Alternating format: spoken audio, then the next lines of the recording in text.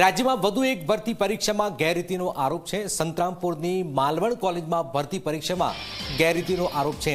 Senior હેડ junior ક્લાર્કની ભરતી પરીક્ષામાં ગેરરીતિનો આરોપ લાગ્યો છે। આચાર્ય પર પોતાના નજીકના લોકોને નોકરી આપવાનો આરોપ છે।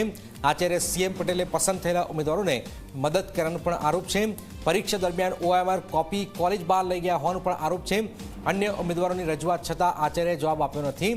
પરીક્ષા સમયે વર્ગખંડ અને ઓફિસના કેમેરાની તપાસ કરવાની માંગ થઈ રહી છે અને જવાબદારો સામે કાર્યવાહીની પણ ઉમેદવારોએ માંગ કરી છે। ક્લાર્કની ભરતી પરીક્ષામાં ગેરરીતિનો આરોપ, આચાર્ય પર સીધો સવાલ।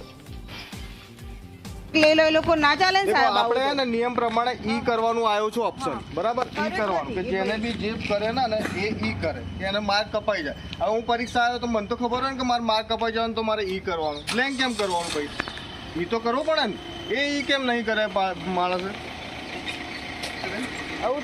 તમે કેમેરા સાથે કોને પણ અત્યારે લખિત આપે ને સાહેબ તમે ક્યાં જાઓ છો? અમે અત્યારે લખિત આપીએ છીએ ને સાહેબ, અમે અત્યારે લખિત આપવા તૈયાર છીએ ને સાહેબ, તમે ક્યાં જાઓ છો?